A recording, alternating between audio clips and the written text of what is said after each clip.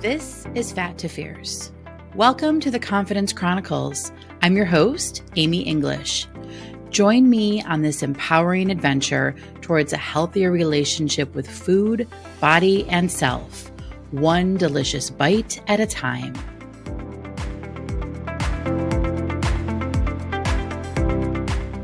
Welcome to the Confidence Chronicles. I'm your host, Amy English, and this is episode 30. I am so excited that we are at 30 episodes of this podcast. I have said this before, but this microphone that I'm speaking on right now, or speaking into right now, was in my desk for about 7 years, I think. Many years before I finally pulled it out of the drawer and decided to start this podcast this year in 2024. So I'm very excited and I feel very proud for doing this and being at episode 30. And another thing I was thinking about the other day is 30 episodes. That's 30 weeks, right? Because there's an episode every week. And this went by in the blink of an eye. And what I find interesting is the private coaching package that I offer is a 6-month package, right? It's 26 weeks. We meet every week for 26 weeks. That's how fast this goes by. Like, it is pretty amazing. And I know for a lot of people, it seems 6 months can feel like this like huge commitment. But honestly, like, first of all, when we're peeling back the layers of emotional eating and toxic diet mentality and, body image and all the stuff that has been part of this whole like snowball, right? Because I say snowball because it starts like at an early age, kind of starts as a snowball and then continues to roll into like this gigantic, I don't know, whatever you want to call it. But we're peeling back all this stuff. So that's where that time is so important, because this isn't like a light switch, right? Overcoming emotional eating isn't like one day you stress eat and the next day you don't. That's just not how this works. It takes time. It takes patience. It takes effort. And it absolutely takes a willingness. And when I say that, what I mean is a willingness to really explore and see your own participation in this reoccurring and these reoccurring habits, right? Because it's not just the emotional eating, it's also the way you think about yourself. It's the way you talk to yourself. It's the criticism and the judgment and all of that. Like, we're unraveling all of it in that time together. So anyway, guess what? I have no show notes today. This is the first time that I am going completely off the cuff in this episode. And I'm a little nervous about it, but I'm also a little excited. I'm focusing on bringing more joy for myself in this work that I do as an emotional eating coach. Because what I have found over the years is I follow, what the business coaches say to do. Follow, this way, do it this way. Oh, do it this way and you'll have success. And what I've come to realize is that's really no different than following a diet. And while, listen, diets are not necessarily bad, but if you're not seeking or consulting your own inner wisdom, your own inner guidance, your own intuition, if you're just blindly following something because someone says you should, that really goes against what Fat to Fierce is. And while I've been able to do that for myself when it comes to my weight and my health journey, I haven't necessarily done it in my business journey. So today's in episode 30 is kind of a big deal. I'm going to mark this as a momentous occasion because this is Amy English following her own inner guidance and doing her first podcast with zero title, zero bullet points, zero show notes.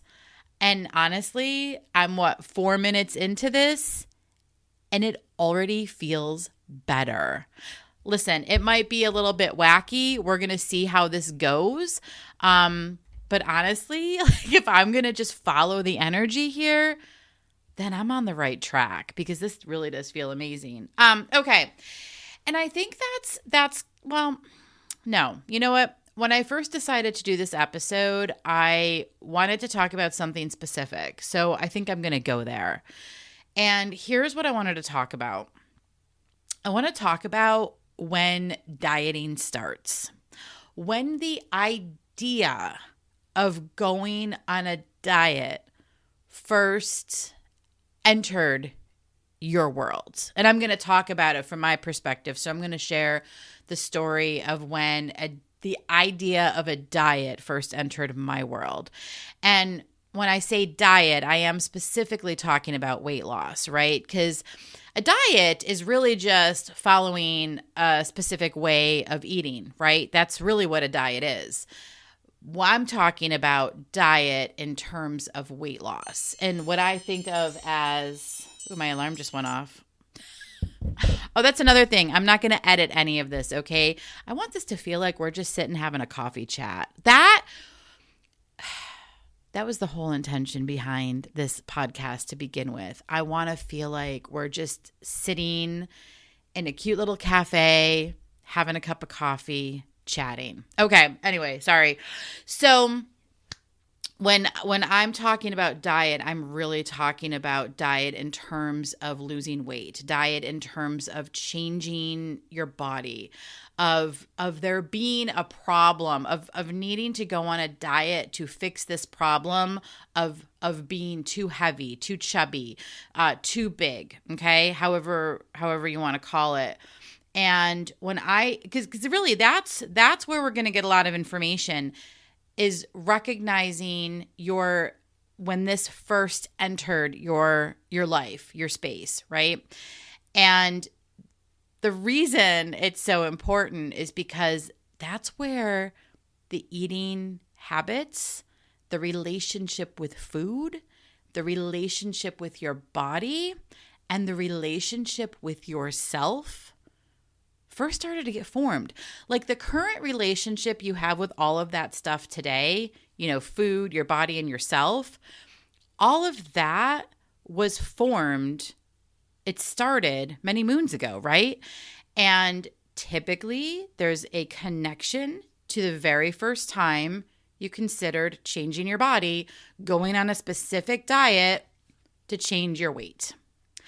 And so for me, it was around like the age of 10 or 11, okay? It was definitely elementary school, probably like 5th grade, okay? And I remember this idea coming into my world. And let me back up just a second, because what I also want to share, and I may have talked about this in some of the earlier episodes, but I was tormented about my body starting at a really young age. I grew up in the 80s, right? And I remember, feeling like I didn't fit in because of my body. I developed very early. I had curves. I often joke that I was, born a C cup. But I had curves very early on. I remember my mom taking me shopping for bras for the very first time. And I don't even think I ever had a training bra. I just went into like a regular size bra, right? So here I was, this kid who was bigger than all the other kids, right? Curvier. And it's really interesting because when I look at pictures of me as a kid, I think I look great. I'm like, what was anybody thinking? I wasn't this overweight kid, but I think for 1980 standards, I was, right? Because it's changed over the years. I wasn't a stick figure. I wasn't like a Twiggy, right? I definitely had curves, and That was a problem for a lot of people, including my family. I definitely felt like I didn't fit in. I definitely felt like an outcast. I call that today a glitter sheep, okay? Um, it was very clear to me at a really young age that people had an issue with my body. And the solution at the time for my body was to lose weight. And so that is when the idea of a diet was first introduced in my world. And it was very clear that I couldn't eat certain foods or I shouldn't eat certain foods, where my sister was the opposite. We're 2.5 years apart. She's younger. And she could eat anything and everything and never, gain a pound. In fact, her nickname was Smurf. It was a loving nickname that, we called her. Where my nickname from the outside of the family, from kids, from, strangers, was, Miss Piggy, Orca the Whale, right?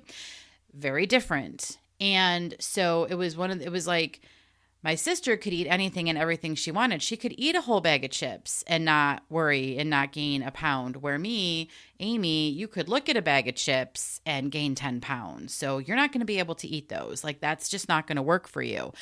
This is the kind of messaging that starts the toxic relationship with food, your body, and yourself, okay? So going back to that time, this idea of there's something wrong with my body, I need to lose weight, I obviously need to change, the way that I look is not acceptable, okay? So that was happening on one side, but on the other side, this is where the rebellion kind of kicked in as well, because, and I can remember this, there was a part of me that was kind of like middle finger up to everybody. You know what? I'm not going to conform. I'm not going to, do what you say I need to do.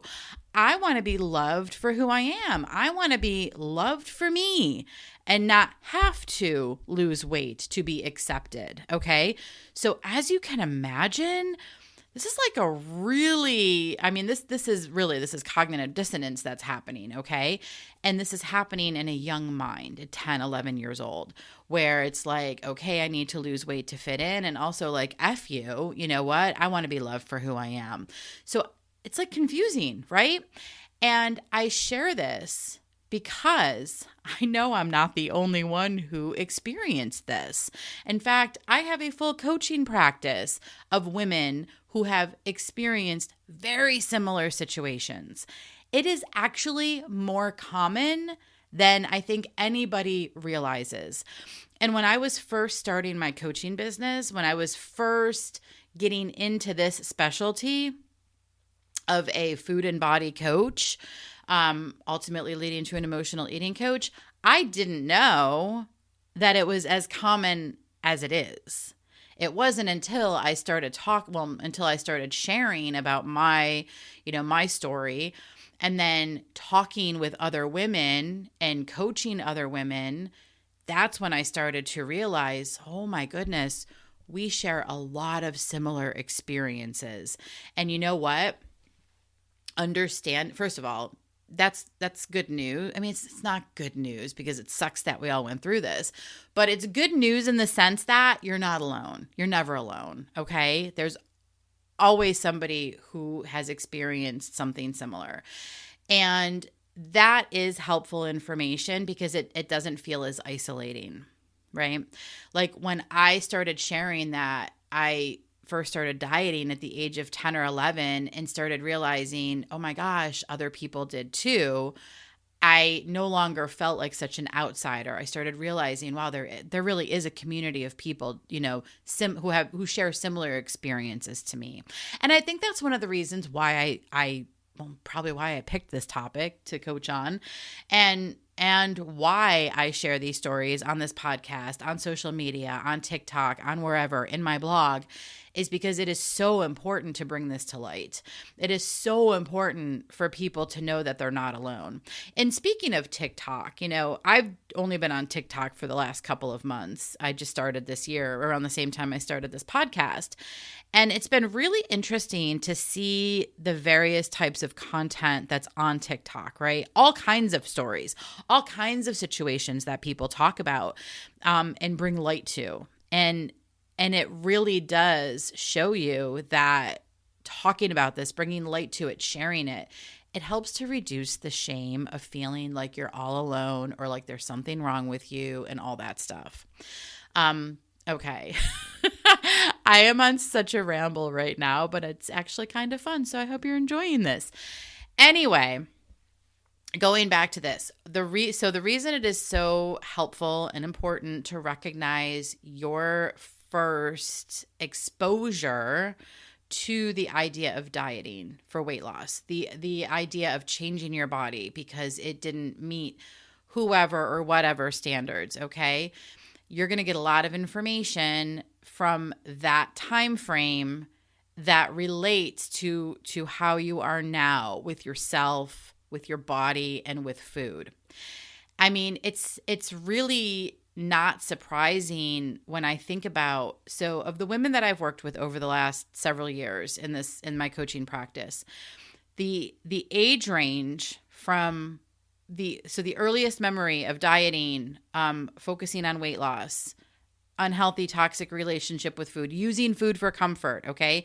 The youngest has been 8 years old, the oldest around 13, okay? So think about that. 8 to 13 is a very standard age range for when women start thinking negatively about their body, thinking that there's something wrong with them, seeking comfort in food, and also being frustrated with food because it becomes very clear that food is the reason that there is this problem with their body, right? Which, I mean, I could go on a total rant here because that's really not even the case, but it's kind of the idea that's implanted, right? Oh, you're eating too many sweets, or you're eating too many chips, or you really can't have this. Like, food starts to become that problem. Food becomes the reason that you look this way or that you are this way, right? Where it could be a plethora of other things, but food becomes the enemy. So then food becomes the enemy, but food also becomes the friend because food isn't criticizing you. Food isn't judging you.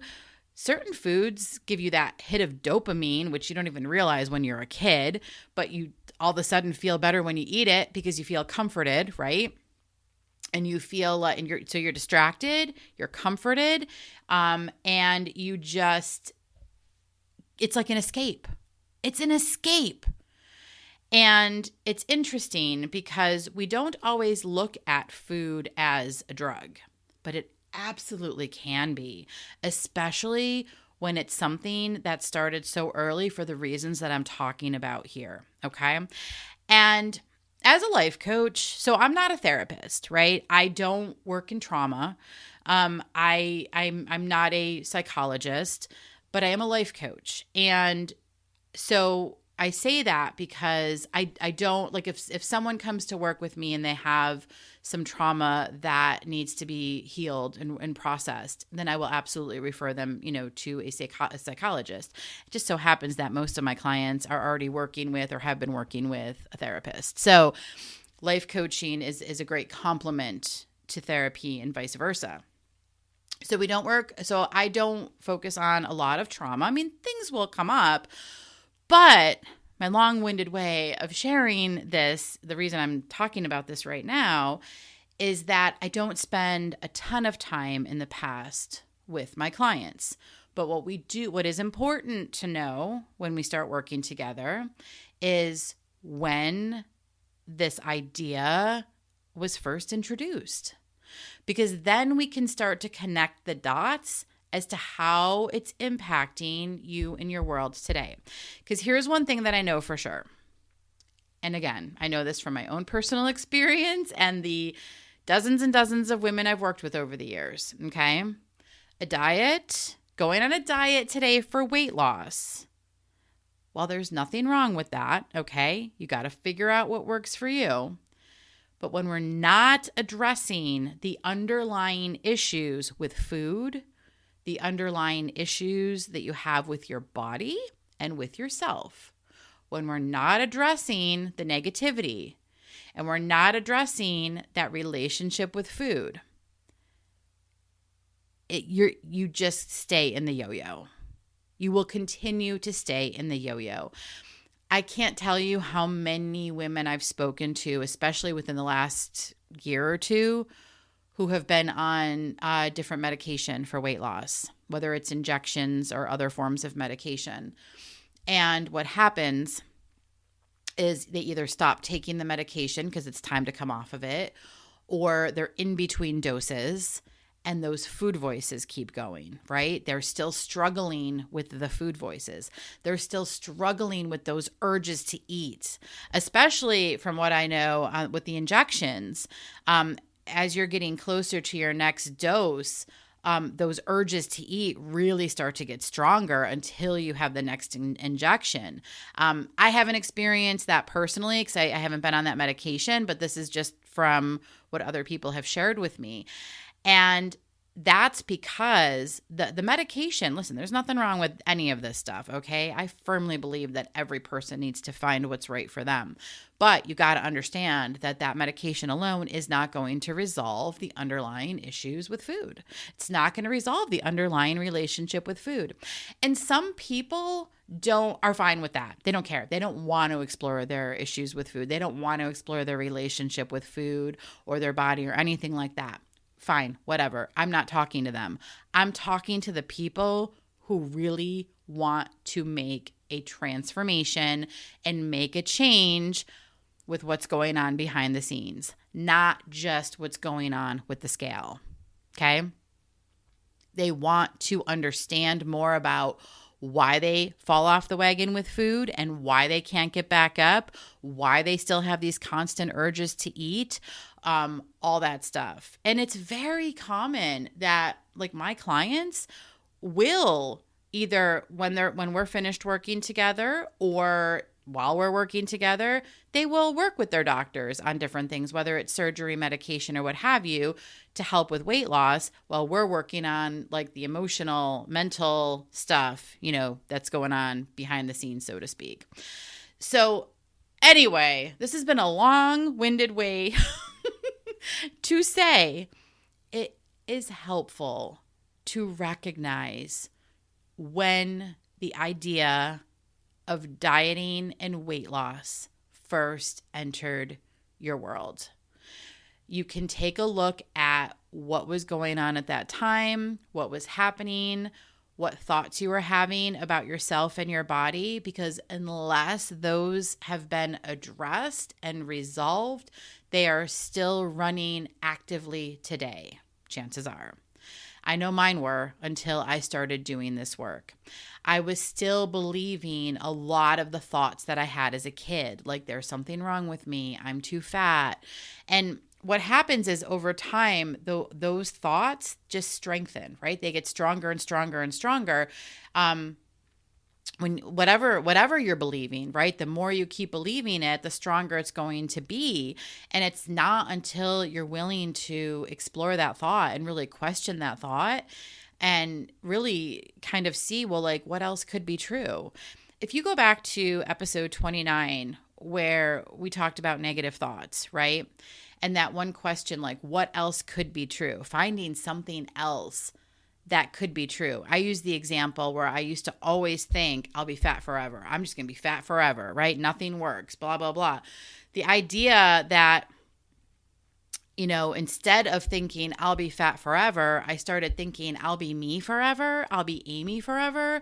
That's a perfect example of how we change those thoughts that keep getting in the way of what it is we want to do, right? Because if I'm thinking I'll be fat forever, and that thought just continues to grow over time and strengthens over time, then I'm just going to keep living in that experience. I'm just basically creating that for myself.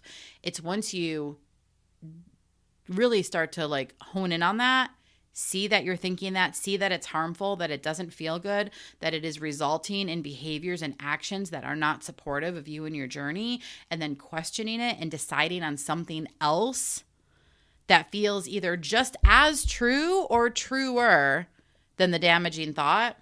That's when you start to change things. Okay. All this to say, very helpful to recognize when this first started. And also, I'll say this too. A lot of the thought, so if you're someone like me and like the women that I've worked with over the years who was either put on a diet early in life or decided to start, focusing on weight loss early in life, and you've been, carrying this theme with you for all these years, however many years that is. For me, it was like, 30 some years. If that is you, the other thing that I want to offer about the way you think about yourself, okay, and the way you feel about yourself, is that a lot of those sentences, a lot of those thoughts have been passed down. They weren't yours to begin with. They were shared by somebody else. Like for me, the kids who used to call me Miss Piggy, right? A lot of the negative thoughts I was thinking about myself and my body weren't mine to begin with. They were passed on, whether through family or other kids or whoever. And so you really get to decide now, present day, if you want to continue to keep those thoughts. If they're not supporting you, they were never yours to begin with, do you want to continue believing them? If so, why? And if not, why not? Okay? This is Fat to Fierce, what I'm describing here today, okay? This is the idea of let me just back up a second. So Fat to Fierce is really not about the physical transformation. And I get it. Like people want to lose weight. I totally understand this. Heck, I've been on my own weight journey as well. Totally get it. Fat to Fierce is about the inside. It's about transformation in your mind and in your heart, the way you feel, the way you think, the way you see yourself, the way you talk to yourself, right? That's taking your power back, right? And realizing what you are truly capable of when you let all the bullshit go. Okay, I'm going to stop there. Hope this has been helpful, and see you next week. Are you ready to take control of your eating, embrace your body, and boost your confidence? Then let's get fierce. Start your Fat to Fierce journey today. Go to amyenglishcc.com for more resources and to book your discovery call.